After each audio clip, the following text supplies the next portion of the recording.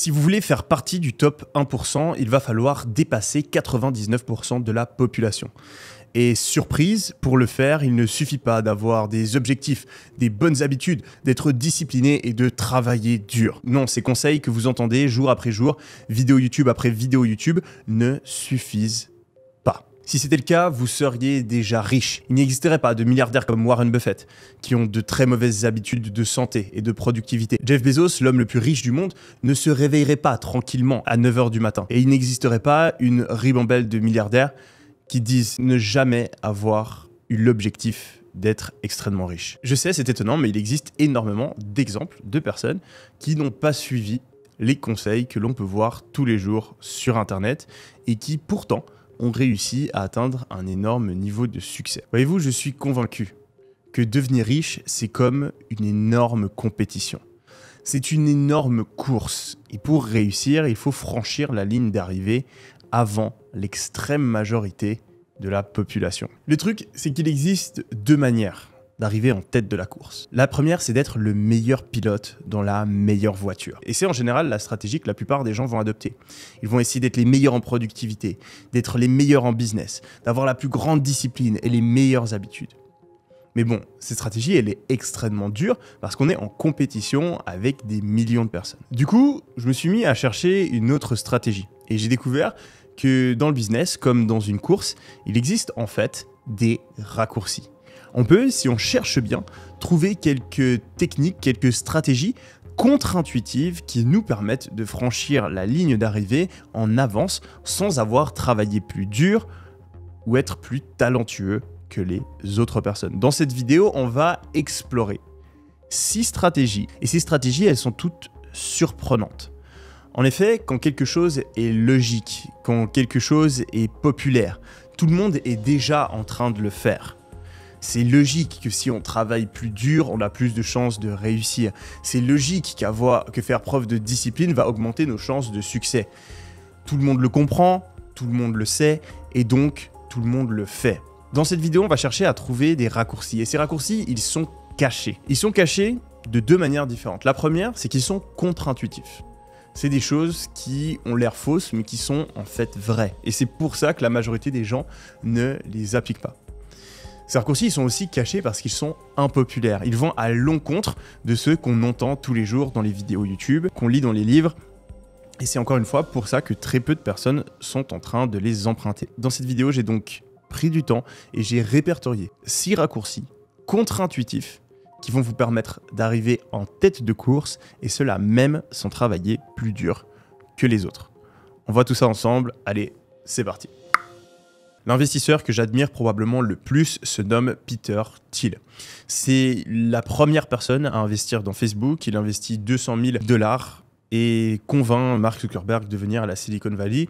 Ces 200 000 $ vont se transformer en plusieurs milliards de dollars par la suite et il va investir dans certaines des plus grandes entreprises de l'ère moderne comme Palantir, PayPal, Asana ou encore Stripe. Peter Thiel, il est particulièrement intéressant parce qu'il a une philosophie très forte qu'il mentionne à presque chacune de ses prises de parole. Peter Thiel, c'est un contrarian, quelqu'un qui aime penser le contraire. Il va chercher à détecter ce que la plupart des gens pensent faux, mais qui est vrai. Et ça a énormément de valeur.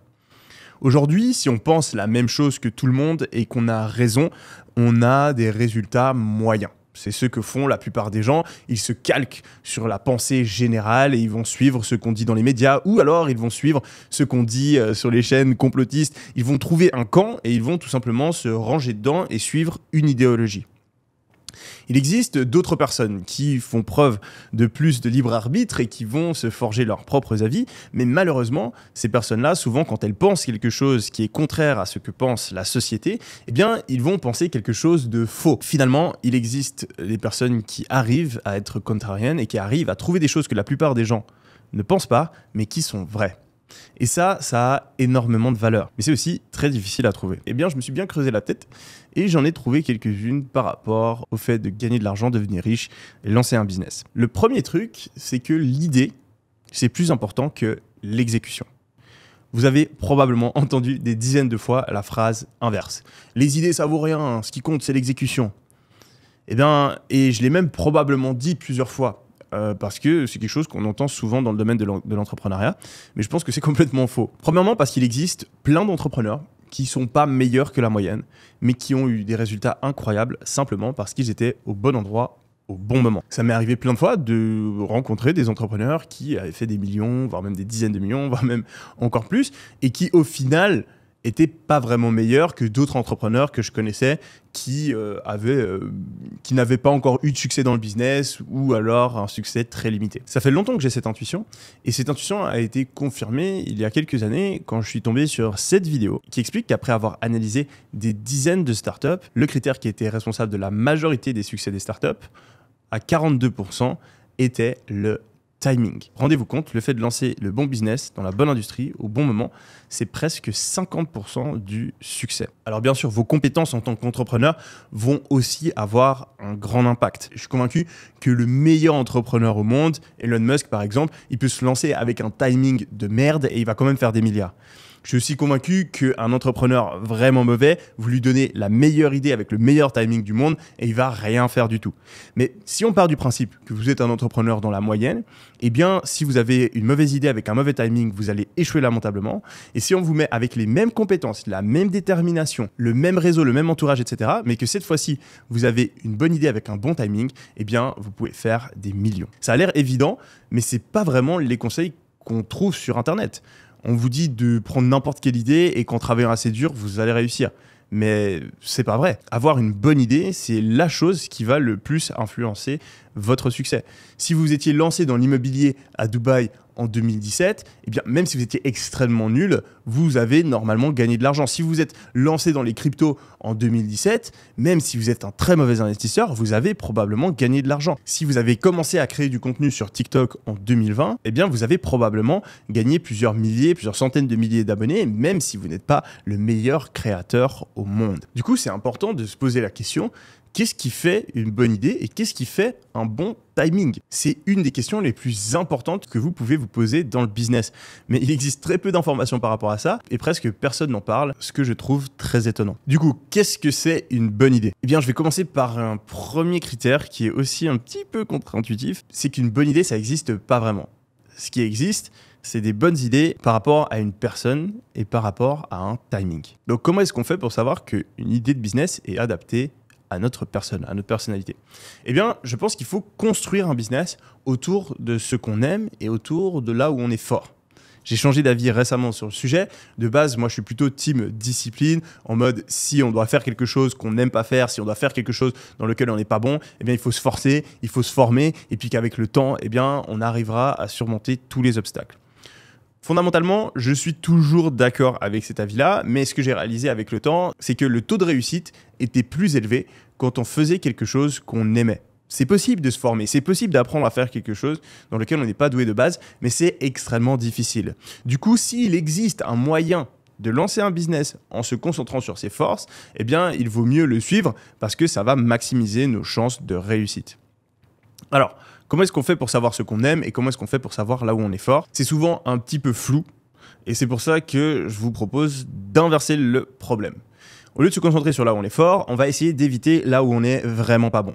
Et en général, nos faiblesses, les choses qu'on n'aime pas faire, elles nous viennent assez rapidement à l'esprit. Du coup, je vous invite à peut-être lister toutes ces choses-là et ensuite garder ça en tête quand vous choisissez le type de business que vous allez lancer. Si vous êtes quelqu'un qui déteste les détails, vous n'aimez pas l'administratif, la comptabilité, etc., évitez de lancer un business là-dedans. Si vous êtes quelqu'un qui n'aime pas parler, eh bien, évitez de lancer un business où vous allez devoir faire des vidéos YouTube. Si vous êtes quelqu'un qui n'aime pas vendre, évitez de lancer un business où, en tout cas pour commencer, le truc principal, ça va être de vendre. Et si vous êtes quelqu'un qui aimez quelque chose en particulier, imaginons vous aimez faire des vidéos, vous aimez faire du montage vidéo, vous aimez, je sais pas, écrire, essayez de réfléchir s'il y a des business qui sont en rapport avec ces compétences que vous avez. Souvent, c'est assez difficile d'identifier ces points forts, mais vous savez quoi? Il y a aussi plein d'autres trucs qui sont difficiles dans le business, comme par exemple, travailler pendant 6 mois sur une idée qui n'est pas la bonne pour vous et avoir aucun résultat. Donc, je vous recommande de peut-être faire ce travail pendant quelques heures, de se creuser un petit peu la tête pour définir ce qu'on aime, ce qu'on n'aime pas faire, là où on est fort, là où on est faible, parce que ça prend que quelques heures et partir dans la mauvaise idée, ça prend plusieurs mois, voire plusieurs années. Rappelez-vous, comme l'a dit Einstein, on est tous des génies quelque part, mais si vous jugez un poisson à sa capacité à monter un arbre, il pensera pour toujours qu'il est stupide. Ensuite, une fois que vous connaissez vos forces, vos faiblesses, vous allez pouvoir adapter votre business model. Et ce qui est dingue, c'est qu'à chaque fois que je rencontre ou j'analyse des entrepreneurs à succès, eh bien je vois que leur business a été créé de manière à s'adapter à leur personnalité. Je peux vous donner un exemple par rapport aux youtubeurs business aux États-Unis que je connais tous personnellement. Le premier, ça va être Sam Ovens, le deuxième, Tai Lopez, et le troisième, Iman Gadzhi. Alors, ils ont les trois un point commun, c'est qu'ils ont créé des chaînes YouTube par rapport au business et qu'ils ont créé des multitudes de business. Et ce qui est dingue, c'est qu'ils ont essayé plusieurs choses et au final, ils ont trouvé quel business s'accordait le mieux à leurs forces et leurs faiblesses. Sam Ovens, c'est un mec ultra analytique, qui aime vraiment les process, qui aime quand les choses elles sont bien organisées et qui est plutôt introverti, qui aime travailler derrière son ordinateur. Donc au départ, il vendait des formations, mais ce n'était pas super naturel pour lui. Et au final, il s'est concentré sur créer un logiciel qui s'appelle Skool aujourd'hui, qui est valorisé à plus de 100 millions et qui lui a permis d'exprimer tout son génie dans la création de process, structuration de business, afin de générer le plus d'argent possible. Ensuite, on a Tai Lopez, qui lui aussi vendait des formations, mais qui est un mec complètement désorganisé et qui, lui, est extraverti, adore rencontrer des gens, donner des conseils, parler, etc. C'est un petit peu le Oussama Ammar anglophone. Eh bien, Tai Lopez, de base, lui aussi vendait des formations et ensuite, il s'est rendu compte que le business model le plus adapté pour lui, c'était de racheter des entreprises et faire des partenariats avec plein d'autres entrepreneurs, d'être advisor sur plein de business et comme cela, d'utiliser sa compétence principale qui était de networker, rencontrer plein de personnes et créer des business en associant diverses personnes, en donnant des conseils au CEO afin que son business continue de croître. Finalement, on a Iman Gadzhi qui, lui, a un point fort particulièrement en branding. Il est extrêmement bon pour faire des vidéos YouTube, pour créer une communauté engagée et il a du coup su monétiser ça à travers ses formations, mais aussi d'autres business où il utilise principalement sa marque pour faire acheter son audience. 3 entrepreneurs différents, 3 business models différents, à chaque fois adaptés à leur personnalité. Et si vous analysez tous les entrepreneurs qui ont du succès, vous allez voir que quelque part, eh bien, leur personnalité s'imbrique parfaitement à leur niche, à leur business model et à l'opportunité qui leur a permis de réussir. Le deuxième truc super important par rapport à l'idée de business, c'est de comprendre la matrice risque-exécution. Donc, c'est une matrice que j'ai inventée, les amis, et je vais vous faire un magnifique petit dessin pour vous l'expliquer. Donc, sur l'axe en bas, on va avoir le niveau de risque et sur l'axe en haut, on va avoir le niveau d'exécution. Et en fonction de ça, on va pouvoir classer les différentes idées de business. Donc, si vous êtes quelqu'un qui est prêt à prendre énormément de risques et qui a un très bon niveau d'exécution, donc qui est très fort en business, qui va travailler plus que les autres, qui va se former, qui est super intelligent, etc., eh bien, ce que je vous recommanderais de faire, c'est une startup. Parce que c'est là vous allez pouvoir avoir les plus hauts résultats, mais par contre, il va falloir être extrêmement bon et il va falloir prendre énormément de risques. Si vous êtes quelqu'un qui aime pas trop le risque, vous avez quand même envie de maximiser les chances de réussite que vous avez à court et moyen terme, mais que vous êtes quelqu'un qui est prêt à travailler, qui est prêt à devenir meilleur que les autres en exécution, et bien là, vous allez avoir plusieurs business, type business de service notamment, donc les agences, etc. Vous allez avoir l'e-commerce, la formation, le coaching. Si vous êtes quelqu'un qui aime prendre des risques, mais que vous ne pensez pas être dans le top 10% des meilleurs entrepreneurs, vous n'êtes pas prêt à faire tous les sacrifices pour être meilleur que les autres, et bien là, je vous recommande de vous concentrer sur les business que je vais appeler les business d'industrie. Donc en fait, le but, ça va être de trouver une industrie qui est en pleine croissance et de se positionner dessus. Donc, par exemple, il y a les cryptos. Voilà, on est peut-être un petit peu en retard, il faut peut-être attendre que ça redescende. Hein. Et là, on parle de business, on ne parle pas forcément d'investir. Hein. Donc, par exemple, créer une crypto ou créer un service ou un truc qui est utile pour les gens qui font de la crypto ou des NFT. Vous avez une tendance actuellement sur la santé, le fait d'optimiser la santé, voilà, les compléments alimentaires, tout ce genre de trucs. Et n'importe quel autre trend, ça peut se trouver. Hein. Il y a des sites qui permettent de voir quels sont les trends en ce moment. Je vous recommande le site Exploding Topics, d'ailleurs, qui permet de voir tout ça. Et puis, ici, le dernier cadran, vous n'êtes pas prêt à prendre de risques et vous ne voulez pas beaucoup travailler, là, vous avez l'IMO, vous avez les investissements passifs et vous avez tout ce qui est freelance, je dirais. Bon, bien sûr, il faudra quand même travailler ici, mais moins que les autres. Donc, super important d'utiliser cette matrice pour définir quel business vous voulez lancer. Si vous voulez trouver une idée de business ici, dans ce cadran-là des startups, il va falloir penser à vos avantages concurrentiel. Donc, de nouveau, pensez à vos forces et qu'est-ce qui vous permet d'être meilleur que les autres dans un certain domaine. Si vous avez une expertise quelque part, vous avez des contacts, vous avez une capacité à coder ou à être bon dans un certain domaine. Il va falloir penser en contrarian thinking, comme on l'a dit plus tôt. Donc, qu'est-ce que vous pensez être vrai que la plupart des gens pensent être faux, en particulier dans le business. Par exemple, vous voyez une nouvelle manière de gérer l'éducation, vous pensez à une nouvelle façon de gérer l'organisation des entrepreneurs, vous pouvez développer un logiciel pour le faire, vous voulez révolutionner le monde de la nourriture, etc. Donc, il faut avoir une vision de comment peut changer la société qui est juste et que la plupart des gens pensent fausse. Ou sinon, vous pouvez, comme le dit Jeff Bezos, réfléchir en vague. La plupart des gens voient les opportunités au loin et essayent de les saisir, comme un surfeur qui verrait une vague, une belle vague au loin et essaierait de nager vite vers la vague. Mais ce n'est pas la bonne stratégie de faire ça. Ce qu'il faut, c'est anticiper où la vague va arriver et se positionner pour l'attendre.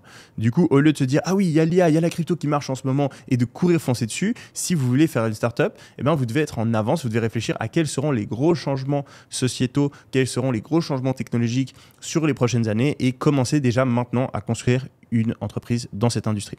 Bon, tout ce qui est startup, etc., il faut avoir quand même de grandes ambitions, un gros niveau de risque. Donc, moi, ce que je vous recommanderais de faire, c'est plutôt d'être ici, en haut à gauche du cadran, et donc de prendre des business où vous n'avez pas trop de risques. Donc, vous pouvez réussir en quelques années et il y a une part de chance qui est limitée. Mais du coup, ça va quand même vous demander de travailler, d'être meilleur que les autres. Pour ces business-là, en fait, il n'y a pas vraiment besoin d'avoir d'idées. Vous pouvez faire la même chose, juste mieux. Donc, vous faites une entreprise de service. Vous le faites juste mieux que la plupart des gens. Vous faites une entreprise où vous aidez les entreprises à intégrer l'IA pour améliorer leur process. Ça, c'est sûr que ça marche. Si vous le faites bien, ça marche. Vous faites une entreprise qui aide les créateurs de contenu à mieux gérer les contenus courts, par exemple. Sûr que ça marche. Vous faites une entreprise qui fournit des vendeurs pour les personnes qui vendent des formations ou les personnes qui vendent, je sais pas, des panneaux solaires. Vous faites une entreprise qui crée des visuels grâce à l'IA, etc., etc. E-commerce, à nouveau, j'en parle, j'ai une formation gratuite qu'on mettra de ce côté, je crois que c'est, ouais, il y aura une petite annotation, on vous explique tout, à nouveau, il n'y a pas besoin de réinventer la roue, il y a des critères très clairs pour trouver un produit gagnant. Vous faites une formation, il faut de nouveau, vous trouvez une niche qui intéresse les gens, vous développez une expertise dedans, vous avez des résultats dedans et ensuite vous vendez votre expertise, etc., etc. Si vous êtes dans ce cadran-là, là, il va falloir se concentrer sur ce qu'on appelle les Bezos Numbers. Jeff Bezos a décidé de lancer Amazon parce qu'il était tombé sur le taux de croissance d'Internet annuel et c'était, je me souviens plus exactement, mais c'était un chiffre faramineux et donc il s'est dit il faut que je crée un business qui utilise Internet. Eh bien, vous pouvez utiliser la même stratégie. Vous pouvez aller sur Exploding Topics, vous allez avoir les taux de croissance de différents domaines, différentes industries. Vous en choisissez une et vous créez un business là-dedans. Ça vous permettra, vu qu'il y a moins de concurrence et que c'est un truc en pleine croissance, de pouvoir avoir une idée de business qui a beaucoup de chances de réussite, même si vous n'êtes pas extrêmement fort, vu qu'il y a moins de concurrence. Par contre, si par exemple l'industrie que vous avez choisie, elle commence à croître, mais qu'au final la croissance s'arrête, eh bien là, vous avez moins de chances de réussite. C'est pour ça que c'est plus risqué. Et finalement, si vous êtes en bas à gauche du cadran, eh bien là, vous allez bien sûr gagner moins d'argent, vu que vous prenez moins de risques et que vous n'avez pas besoin d'énormément travailler.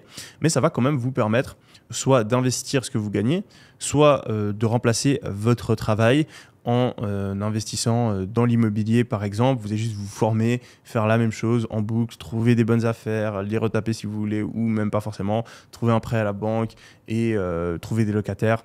C'est pas sorcier, c'est une méthode qui marche et qui continuera à marcher. Et il n'y a pas besoin d'avoir une idée de business ou de faire les choses différemment. Il n'y a pas non plus besoin d'être extrêmement bon. Donc, c'est quelque chose qui peut aussi être intéressant. L'investissement passif, vous avez juste à investir dans des ETF. C'est vraiment ultra simple. Et pour ce qui est freelance, c'est comme être employé, sauf que vous n'avez pas de patron et c'est à vous de trouver vos clients, mais vous pouvez vous inscrire sur des marketplaces. Vous pouvez, si vous avez déjà un skill, le monétiser. Si vous n'avez pas encore de skill, vous allez regarder sur des plateformes comme Fiverr, 5euros.com, quels sont les skills qui sont les plus en demande, vous former avec YouTube, etc. Et au bout de quelques mois, vous pouvez proposer vos services. Rappelez-vous, votre idée est responsable de 42% de votre succès. Donc en fait, il faudrait plus ou moins passer 42% de votre temps à choisir la bonne idée et 58% à l'exécuter. La plupart des gens passent 0,42% à choisir de leur temps à choisir leur idée et tout le reste du temps à exécuter. Et c'est pour ça que souvent, ils choisissent une idée qui n'est pas du tout en rapport avec leur personnalité, une idée qui n'est pas dans une bonne industrie et finissent par échouer alors qu'ils auraient réussi s'ils avaient choisi une meilleure idée. Je vous en conjure, ne faites pas partie de toutes ces personnes qui font cette énorme erreur, surtout après avoir regardé cette vidéo. Le deuxième raccourci qu'on peut emprunter, le deuxième truc contre-intuitif qui peut vous permettre de gagner la course au succès dans le business, c'est de comprendre que la motivation, c'est plus important que la discipline. Alors, c'est extrêmement drôle. À chaque fois que je dis ça, il y a plein de personnes qui ne sont pas d'accord avec moi. Et ce qui est drôle, c'est que le Yomi d'il y a un an aurait vraiment pas été d'accord avec le Yomi de maintenant. J'ai changé d'avis à 100% là-dessus il y a quelques mois. Et c'est tout simplement parce que j'ai testé ça dans ma vie et que j'ai vu la différence dans ma vie. Je vous explique. La plupart des entrepreneurs, la plupart des gens sur Internet et dans les livres, ils vont vous dire « La motivation, ça sert à rien. Ce qui compte, c'est la discipline. Si on attend d'être motivé pour faire les choses, on les fait jamais. Les meilleurs entrepreneurs, les meilleurs sportifs, ceux qui réussissent dans la vie, c'est des gens qui sont capables de faire les choses même quand ils en ont pas envie. Et c'est ça que vous devez développer, les amis. Le problème avec ce discours, c'est qu'il sonne extrêmement bien, qu'il est en partie vrai, mais que c'est qu'une infime part du problème. La meilleure manière de vous expliquer, c'est avec à nouveau un petit graphe. On va faire une énorme flèche qui représente votre énergie. Okay, donc à chaque fois qu'on va faire des tâches, on va dépenser de l'énergie. Cette énergie-là, elle peut provenir de deux sources. La première, ça va être la motivation, et la deuxième, ça va être la discipline. Quand on travaille sur son business, par exemple, eh bien, il y a des fois où on le fait avec la motivation, et il y a d'autres fois où on le fait avec la discipline. Quand on travaille avec la motivation, eh bien, c'est quand on a envie de travailler. C'est quand voilà, on travaille sur une tâche du business qui nous plaît, ou bien quand on vient de regarder des vidéos motivationnelles ou qu'on a bien dormi le jour d'avant. Et donc, eh bien, on travaille, mais au final, on se sent bien quand on travaille, on n'a pas l'impression de se forcer.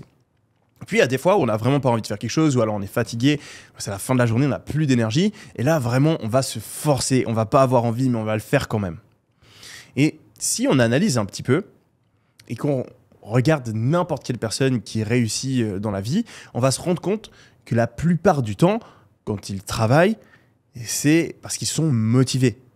Un joueur de foot professionnel, la plupart des entraînements, il y va avec plaisir. La plupart des matchs, il les fait parce qu'il kiffe jouer. Un entrepreneur à succès, la plupart du temps, quand il travaille sur son business, il kiffe faire ça. Il est dans l'état de flow et il a envie d'avancer, de faire fructifier ses différents projets. Mais bien sûr, il existe d'autres moments où le joueur de foot, l'entrepreneur, eh bien, ils n'ont pas envie de travailler, mais vu que c'est important, vu qu'ils veulent atteindre leurs objectifs, eh bien, ils le font quand même. Et à ce moment-là, ils font preuve de discipline. Ce qui est super important, c'est de comprendre qu'il y a les deux. C'est pas soit la discipline, soit la motivation. Des fois, c'est la motivation et des fois, c'est la discipline. Et si on analyse vraiment, eh bien, on se rend compte que la plupart du temps, c'est la motivation qui est utilisée et pas la discipline. La discipline, elle peut être utilisée pendant des laps de temps courts, mais si tous les jours vous vous forcez à faire un truc que vous aimez pas, eh bien, vous allez le faire à moitié et vous allez, au bout d'un moment, arrêter de le faire. Même si vous êtes quelqu'un d'ultra discipliné et que vous arrivez à vous forcer sur le long terme, vous serez de toute façon moins bon que la personne qui fait la chose parce qu'elle aime le faire. Si vous n'êtes toujours pas convaincu, vous n'avez qu'à analyser le comportement des milliardaires. Les milliardaires, c'est des mecs qui ont des milliards dans le compte en banque. C'est des mecs qui peuvent s'acheter des dizaines de Ferrari. C'est des mecs qui peuvent avoir des centaines de maisons. C'est des mecs qui peuvent manger n'importe quelle nourriture, voyager dans n'importe quel pays, obtenir tout ce dont ils ont toujours rêvé. Mais c'est des mecs qui continuent à travailler. Qu'est-ce qui est le plus logique ? Qu'ils soient ultra déterminés, ultra disciplinés et qu'ils se forcent, alors même qu'ils sont déjà milliardaires, à faire un truc qu'ils détestent parce qu'ils sont disciplinés? Ou est-ce que c'est plus probable qu'en fait, ils kiffent le monde du business, ils kiffent travailler dans leur business et que, en fait, ils continuent à le faire, pas vraiment pour l'argent qu'ils vont gagner à la fin, mais plus parce qu'ils aiment l'activité en elle-même. Je trouve que la deuxième option est beaucoup plus probable. Si ça vous paraît contre-intuitif, eh bien, c'est parce que vous êtes probablement dans la situation dans laquelle j'étais il y a quelques années. En fait, vous n'avez plus de motivation. Là, on le voit, on a la jauge de motivation ici, et on voit qu'on n'a qu'une petite dose de motivation. Donc en fait, on travaille pendant la journée, il y a peut-être 1-2 heures où on est motivé, et ensuite on n'a plus rien envie de faire, on a juste envie de se poser, d'aller regarder Netflix, et donc on doit aller taper dans notre discipline. Et puis, des fois, on est vraiment discipliné, et du coup, on arrive pendant la journée à augmenter le nombre de trucs qu'on fait en augmentant la discipline dont on fait preuve. Le problème, c'est que cette discipline, on peut la pousser successivement, etc. Mais au bout d'un moment, il y a une certaine limite. Il n'y a qu'une certaine dose de discipline que l'on peut atteindre. Et vous l'avez sûrement remarqué, même avec toute la bonne volonté du monde, au bout d'un moment, on n'arrive plus à travailler et on envoie tout péter, on arrête de suivre nos habitudes.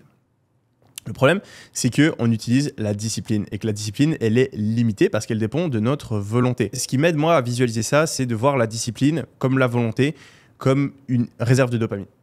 Donc la discipline, le fait de pouvoir se forcer à faire quelque chose qu'on n'a pas envie de faire, eh bien, ça utilise de la volonté. Cette volonté, elle est limitée. Elle dépend d'une réserve finie, une réserve limitée de dopamine. Et au cours de la journée, on peut l'utiliser, mais au bout d'un moment, on n'en a plus. Et quand on n'en a plus, on n'arrive tout simplement pas à agir et faire quelque chose qu'on n'a pas envie de faire. C'est pour ça que vous finissez tous par craquer au bout d'un moment et qu'on ne peut pas être juste des machines de travail indéfinies. Et en fait, si on prend la motivation comme quelque chose de limité, quelque chose qui disparaît assez rapidement dans notre journée, eh bien, on se rend compte que notre seule manière d'agir, c'est sur la discipline. Mais en fait, ce que la plupart des gens n'ont pas réalisé, c'est que la motivation, il y a encore toute cette place, parce que la motivation, on peut la créer. La motivation, c'est pas limité. La motivation, c'est possible de l'augmenter. Et c'est donc possible, pendant presque toute la journée, de travailler, pas parce qu'on se force, mais de travailler parce qu'on a envie de travailler, parce qu'on est motivé à travailler. Et pour augmenter cette motivation, il y a 3 choses. La première, c'est ce qu'on appelle faire la fameuse détox de dopamine. Donc, on va supprimer toutes les choses qui utilisent la dopamine et donc vont prendre notre motivation. TikTok, jeux vidéo, porno et toute autre activité stimulante. On supprime ça et en fait, du coup, la dopamine qui était utilisée pour ces activités-là, eh bien, elle sera disponible et on pourra l'utiliser pour travailler. On sera donc plus motivé pendant plus longtemps pour faire des choses qui nous rapprochent de nos objectifs. Le deuxième truc, ça va être d'adapter ce qu'on fait en fonction de nos forces et nos faiblesses. On en a parlé avant. Si dans votre business, vous devez rencontrer plein de gens alors que vous êtes un introverti, ça va être difficile. Si vous êtes un extraverti et que vous devez passer toute votre journée derrière votre ordinateur, encore une fois, ça va être difficile et vous pouvez en fait juste augmenter votre motivation en adaptant votre business à ce que votre cerveau aime faire. Finalement, le dernier point pour augmenter la motivation, c'est d'avoir une vision, c'est de savoir pourquoi on fait les choses et qu'est-ce que ça va changer concrètement dans notre vie au-delà de l'argent. Imaginez-vous vous réveillez demain et vous êtes la seule personne capable de découvrir une cure pour le cancer. Vous pouvez sauver des millions de personnes et vous avez plusieurs personnes dans votre famille qui ont le cancer. Imaginez-vous la motivation que vous auriez à travailler. Elle serait énorme parce que vous avez une vraie vision. Vous êtes convaincu que vous pouvez faire du changement et un changement qui va impacter énormément de monde. En plus de vous rendre probablement très riche. Là, vous allez pouvoir être motivé. Le problème, c'est que la plupart des entrepreneurs, ils n'ont aucune vision. Ils ne savent pas pourquoi ils font les choses. Ils ont juste envie d'avoir 10 000 euros de plus dans leur compte en banque. Et donc, cette motivation, elle s'épuise très vite. Et ils sont obligés de faire preuve de discipline tous les jours. Donc, concentrez-vous sur la motivation. Arrêtez d'être obsédé par la discipline. La discipline, c'est important. Il faut l'utiliser des fois. Mais ce qui va le plus vous aider à atteindre le succès, c'est de savoir comment générer de la motivation. Troisième vérité contre-intuitive qui va vous servir de raccourci pour le succès, c'est de comprendre que les process, c'est plus important que les habitudes. Habitude par-ci, habitude par-là. Le pouvoir des habitudes, Atomic Habits, habitude pour devenir millionnaire, habitude. Habitude, c'est le truc que j'ai le plus entendu de ma vie dans le développement personnel. Tout le monde parle d'habitude, tout le monde veut connaître les habitudes. C'est bien les habitudes, hein, je suis pas contre, ça aide, mais c'est ultra surcoté les amis. Combien de fois est-ce que vous avez essayé de mettre en place de nouvelles habitudes et combien de fois est-ce que vous avez réussi? Je me considère comme quelqu'un de plutôt motivé, plutôt déterminé. Atteindre mes objectifs, c'est super important pour moi, mais j'ai essayé des dizaines et des dizaines de fois de mettre en place des habitudes en échouant lamentablement. Et cela en utilisant même les conseils des meilleurs livres, etc., etc. Moi, ce qui a fait toute la différence, c'est de créer un système, créer un process pour changer mon comportement. Tout le monde se dit, ok, une habitude, ça met 30 jours à être mis en place. Du coup, challenge, les 30 prochains jours, je vais faire ça, nanani, nanana. On crée des bonnes résolutions. On le fait pendant 14 jours. Après, on saute un jour.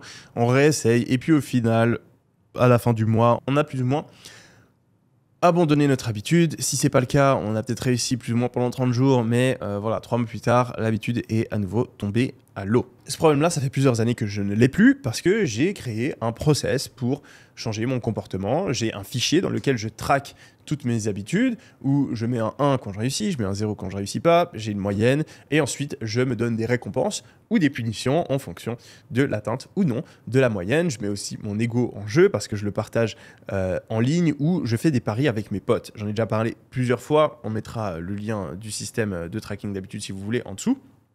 Mais ce qui est super important de comprendre avec ça, c'est qu'il faut penser process plutôt que penser action.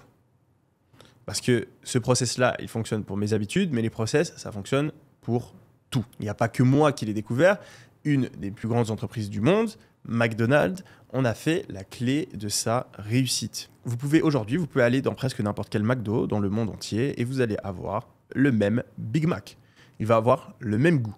Et ça peut paraître logique, mais en réalité, c'est un coup de génie. C'est extrêmement dur à faire. Je vous donne un exemple. Je mange tous les jours la même chose. J'ai eu plusieurs cuisiniers à qui j'ai partagé les mêmes recettes. Et de cuisinier à cuisinier, et même de repas en repas, les quantités, le goût et l'apparence de mes repas varient. Je trouvais ça ultra étonnant. Et au bout d'un moment, j'ai compris simplement que l'humain n'était pas bon pour faire la même chose de manière constante dans le temps, dans les exactes mêmes proportions, si c'est pas quelque chose qui est déjà intégré, qui fait déjà partie de ses habitudes. Et c'est pour ça que McDonald's, ils ont un process très strict pour chaque nourriture. Les employés doivent scrupuleusement remplir une checklist, suivre les temps de cuisson à la lettre. Ils sont même en binôme pour justement éviter les erreurs. Et ça permet d'intégrer un comportement précis à l'intérieur des employés. Et moi, j'ai pas ce process avec les cuisiniers. Et donc, à chaque fois, les repas varient. Du coup, après cette constatation, je suis devenu obsédé par les process. Et j'ai donc une approche très différente de la plupart des gens quand je veux faire quelque chose. La plupart des entrepreneurs, ils vont se dire « Ah oui, je dois améliorer mon marketing. Ok. Qu'est-ce qui est important pour le marketing Ok, il faut faire des trucs émotionnels. Ok. Ouais, je vais faire des trucs émotionnels. » Et ensuite, il se passe rien. Ou alors, ils vont changer 2-3 trucs sur leur site web. Après, c'est fini. Ou alors, ils disent ces mots dans une réunion. Ouais, il faut faire des trucs émotionnels. Ces mots, il est là. Ouais. Et après, il se passe rien. Moi, je réfléchis plus du tout comme ça. Je réfléchis plus du tout en tâches. Je réfléchis en process. Si, par exemple, j'ai envie d'améliorer mon marketing, je ne vais pas dire à mon équipe marketing de faire des choses. Je vais créer un process ou demander à mon équipe marketing de créer un process qui va inclure à l'intérieur toutes les choses que l'on doit faire si on veut réussir. Et ensuite, si par la suite, on a des réalisations, des trucs qu'on a envie de changer, on ne va pas juste changer les trucs, on va changer le process. Alors, process, c'est un mot que j'utilise comme ça dans tous les sens, mais c'est simplement une marche à suivre. Un process, c'est une marche à suivre claire de qu'est-ce qu'il faut faire qui se répète dans le temps. Donc, c'est un truc qu'on va faire chaque semaine, ou bien chaque jour, ou bien chaque trimestre, ou bien chaque année. Donc, je suis devenu complètement obsédé process. Là, je suis en train de mapper, donc de faire des process maps de tous mes process perso et on va bientôt faire aussi tous les process business. Donc là, par exemple, j'ai un process de résolution de problèmes et prise de décision. Donc d'abord, ça explique comment je capture le problème. Ensuite, comment j'évalue les différentes opportunités. Je planifie les problèmes prioritaires, etc. Tac. Et à la fin, j'ai un problème qui est réglé. Et je sais que si je fais ces étapes-là dans cet ordre, eh bien, je règle tous mes problèmes perso, tous mes problèmes business. J'ai un process d'apprentissage, un process pour les tâches, un process pour les idées, un process pour les OKR, donc qui permettent de définir les objectifs et les priorités dans le business, etc. Donc, vous n'avez pas besoin d'aller aussi loin, mais c'est pour vous montrer à quel point c'est quelque chose d'important pour moi et que je vous recommande de réfléchir marche à suivre, réfléchir système, réfléchir processus au lieu de réfléchir action. Et donc, il y a un ordre dans les process. Le premier process que je vous conseille de mettre en place, c'est les habitudes, avec le fichier de tracking que je vous ai donné. Maîtrisez ce process-là, mettez en place une habitude, 2 habitudes en le suivant et ensuite, une fois que c'est bon, vous pouvez ajouter un process par-dessus. Et le but, c'est brique par brique d'arriver à avoir 10 process qui vous permettent de gérer toute votre vie. Et après, vous allez voir, c'est tellement plus simple. Vous avez toute votre vie qui est organisée, qui est claire. Vous arrêtez de partir dans tous les sens et ça vous permet véritablement d'avoir un hack sur tout le monde. On parlait avant des trucs contre-intuitifs, impopulaires. Il n'y a personne qui fait ça. Genre, il y a très très peu de monde. Les process, c'est soit des trucs qui existent dans les énormes business, soit des trucs que des mecs un peu bizarres ils font, quoi. Que des mecs ultra obsessionnels par rapport à l'organisation font. Mais le commun des mortels, on le fait pas. Je connais énormément d'entrepreneurs, il y en a très très peu qui utilisent des process et surtout pour gérer de la vie perso. Donc si vous le mettez en place, vous avez un avantage sur tout le monde. Je vous recommanderais de commencer par le process d'habitude. Ensuite, vous mettez un process d'OKR, donc de clarification d'objectifs pour vos business, mais aussi pour vous en perso. Vous mettez ensuite en place un process d'organisation, donc un second brain pour ceux qui connaissent. Ça vous permet de capturer vos idées, les tâches que vous avez à faire, les problèmes que vous avez, de les trier et de les traiter. Vous pouvez ensuite créer aussi un process d'apprentissage pour prioriser votre apprentissage et apprendre de la meilleure manière possible. Et puis ensuite, il existe plein d'autres process, mais si vous commencez déjà par ça, vous aurez la base. 4e point contre-intuitif, prendre des décisions, c'est plus important que travailler. Travailler dur, c'est ultra surcoté. Il y a tout le monde qui en parle. Oui, il faut travailler dur. Oui, work hard. C'est le message qui fait le plus kiffer les entrepreneurs. Alors, Je suis pas en train de dire que travailler dur, ça sert à rien. Je suis pas en train de dire que plus vous travaillez dur, moins vous avez de chances de réussir. Non. C'est logique, travailler dur, ça augmente vos chances de réussite. Mais vu que tout le monde travaille dur, vu que c'est évident que travailler dur, ça augmente vos chances de réussite, eh bien en fait, travailler dur, ça vous permet pas vraiment de vous différencier. Et puis, ce qui est dingue, c'est qu'il y a quand même pas mal de personnes qui arrivent à travailler extrêmement dur et pas gagner d'argent. Et il y a des personnes qui arrivent à travailler pas du tout dur et gagner énormément d'argent. Donc ça veut bien dire que c'est pas nécessaire et que c'est pas le truc le plus important. À l'inverse, prendre de bonnes décisions, ça, c'est obligatoire pour réussir. Il y a personne qui, même en travaillant extrêmement dur, devient riche en prenant que des mauvaises décisions. Alors le truc, c'est qu'il y a beaucoup de personnes qui prennent les bonnes décisions sans faire exprès et qui finissent par réussir. Donc c'est pour ça qu'on ne le prend pas trop en compte. Et ça, c'est à cause d'un phénomène qu'on appelle resulting en anglais, résulter en français, qui est le fait qu'on juge nos décisions non pas de par la qualité de la décision, mais de par le résultat de la décision. Je vous donne un exemple, vous êtes nul en investissement, vous n'en avez aucune idée, vous avez un pote qui en a aussi aucune idée, qui voit sur Twitter le nom d'une crypto. Le mec, il aime bien comment ça sonne, il vous dit ouais, achète ce truc, ça va exploser, vous achetez le truc, ça explose, vous faites 200 000 € avec une crypto. Est-ce que acheter de la crypto pour vous, c'était prendre une bonne décision? La plupart des gens, eh bien, à cette question, ils vont répondre oui, alors qu'en réalité, la réponse c'est non. C'était pas une bonne décision. Le résultat était bon, mais la décision était mauvaise. Parce que cette décision, si vous la refaites 100 fois, eh bien, il y a 99% des fois où vous perdez de l'argent. Vous avez pris une mauvaise décision, mais vous avez eu un bon résultat car vous avez eu de la chance. Et dans le business, c'est exactement la même chose. Il y a plein de personnes qui vont se lancer dans le mauvais business, ils n'ont pas du tout fait ce qu'il fallait pour réfléchir à l'idée de business, etc. Ils vont prendre beaucoup trop de risques et au final, vu qu'ils ont de la chance, ils vont réussir. Ils vont se dire « Ah, c'est des génies, etc. Ça servait à rien de me prendre la tête si voilà, je prenais des bonnes décisions ou pas. » À l'inverse, il y a des gens qui vont réfléchir, qui vont prendre les bonnes décisions, ils vont avoir pas de chance et ils vont quand même échouer dans leur business, en tout cas à court terme. Sur le long terme, ceux qui prennent des bonnes décisions finissent toujours par gagner. C'est comme au poker, vous pouvez être nul au poker et gagner sur le court terme parce que vous avez de la chance, mais sur le long terme, c'est le meilleur joueur de poker qui va gagner parce qu'il prend les meilleures décisions et au bout d'un moment, la chance s'équilibre. Du coup, vous devez vous concentrer sur le fait de prendre les bonnes décisions pour devenir riche. Et la première chose, ça va être de prioriser. Prioriser, c'est prendre des décisions. C'est décider de ce qu'on va faire et ce qu'on va pas faire. Et je vous promets que vous pouvez travailler 3 fois moins que tous les entrepreneurs et avoir les mêmes résultats si vous travaillez sur les bonnes choses. Si vous avez l'habitude tous les jours de vous dire « Ok, qu'est-ce qui est important, qu'est-ce qui n'est pas important ?» et de travailler uniquement sur les choses qui sont importantes, vous pouvez travailler 3 fois moins que les autres et avoir 3 fois plus de résultats que tout le monde. Ça, c'est le premier truc super simple à mettre en place. Et ensuite, si vous voulez aller plus loin dans la prise de décision, je vous recommande un livre qui s'appelle Decisive. Il y a un autre livre qui s'appelle How to Decide, mais le Decisive, il est amplement suffisant et ça va vous expliquer comment prendre de bonnes décisions. 5e vérité contre-intuitive, apprendre, c'est plus important que faire. Imaginez une compétition de natation sur 1 mois. Pendant 1 mois, vous allez vous pointer tous les jours et vous avez 2 heures pour nager. À la fin du mois, on regardera celui qui a fait le plus de traversées et il aura gagné. Vous arrivez le premier jour, le chrono commence et il y a tout le monde qui plonge dans l'eau et se met à nager frénétiquement. Vous vous apprêtez à plonger, mais à côté de vous, il y a un sage monsieur qui vous retient. Et il vous dit « Hop, hop, hop, ne plonge pas mon ami ». Là, vous êtes énervé parce que vous êtes en train de prendre du retard et vous lui dites « Lâche-moi, j'ai envie de gagner la course, j'ai envie de gagner la compétition ». Là, le vieux monsieur, il vous dit « Ne sois pas trop pressé, jeune homme. Apprendre, c'est plus important que faire. » Et il va vous expliquer comment nager. Il va vous donner la juste technique, etc. Et après 1 heure d'entraînement, vous allez dans l'eau. Et quand vous nagez, vous ne vous concentrez pas sur avoir le meilleur temps, le plus de traversées pendant cette session. Non, vous vous concentrez sur appliquer les différentes choses que le vieux monsieur vous a appris. À la fin de la première session, vous êtes extrêmement en retard sur tous vos compétiteurs. 2e session, à nouveau, il ne vous laisse pas partir tout de suite. Il vous apprend des choses et il vous demande d'appliquer ce qu'il vous a appris pendant le reste de la session, etc., etc. Toutes les premières sessions, vous vous faites laminer, vous avez beaucoup de retard. Mais à partir du milieu du challenge, eh bien, vous commencez à rattraper votre retard parce que vous nagez beaucoup plus vite, beaucoup plus longtemps que les autres qui n'ont pas du tout travaillé leur technique. Au final, à la fin du mois, vous êtes le grand gagnant parce que vous savez vraiment nager et donc vous êtes allé beaucoup plus vite, vous êtes beaucoup moins épuisé, vous avez fait beaucoup plus de traversées.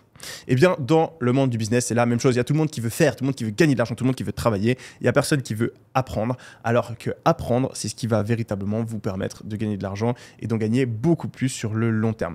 Maintenant, apprendre, ça ne veut pas dire juste regarder des vidéos YouTube, lire des livres. Apprendre, ça veut dire mettre en pratique. Et en réalité, le travail, le fait de faire, le fait d'exécuter, faire les tâches, etc., qu'on doit réaliser pour faire avancer le business, on peut voir ça comme du travail, mais en fait, on peut aussi voir ça comme de la mise en pratique.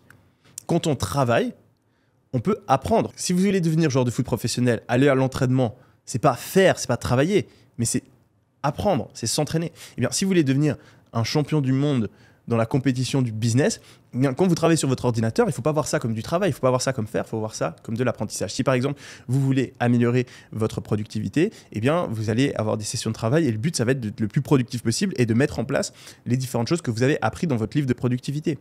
Si vous voulez devenir plus charismatique pour convaincre vos clients, eh bien, quand vous faites du marketing, quand vous faites de la vente, ce n'est pas juste du travail, mais c'est de la mise en pratique des livres que vous avez lus.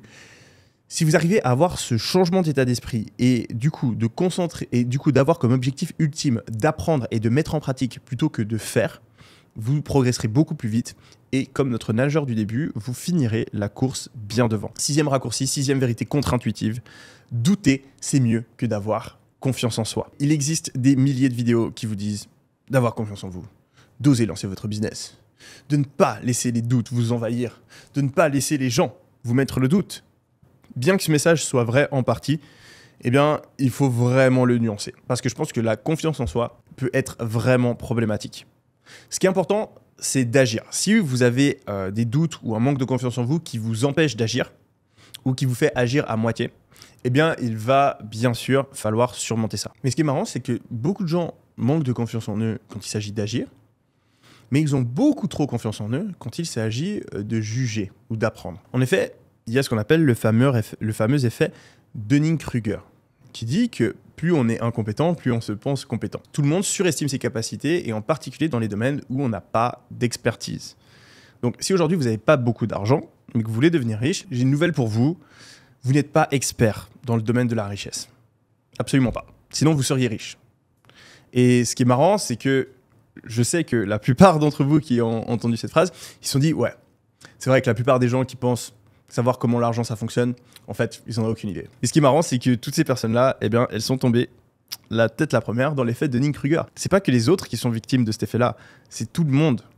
Et c'est une illusion qui est extrêmement forte. Je sais que moi, ça m'arrive tout le temps dans des domaines où j'ai pas ou peu d'expertise. J'ai l'impression que j'ai raison, j'ai l'impression que je sais, j'ai l'impression que plein de personnes font des erreurs. Et c'est pas parce que je suis malhonnête ou que je me la pète, c'est juste parce que notre cerveau est fait comme ça. C'est un biais de notre cerveau. Même si on est quelqu'un de bien intentionné, on va avoir ce biais. Donc, ce biais ne va jamais disparaître. Ce qu'il faut être capable de faire, c'est de comprendre que ce qu'on pense n'est pas toujours la réalité. C'est qu'une perception de la réalité. Et que dans certains cas de figure, cette perception, elle est biaisée.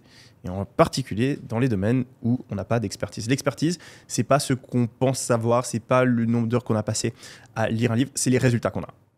Si vous êtes riche, vous êtes un expert en business. Si vous êtes fort dans un certain sport, vous êtes un expert dans ce sport-là. Si vous avez les meilleures notes dans une branche à l'école, vous êtes plutôt bon dans cette branche-là. Mais si vous n'avez pas de preuves dans le monde réel de votre expertise, eh bien, vous n'êtes pas un expert et probablement que ce que vous pensez par rapport à ça est faux.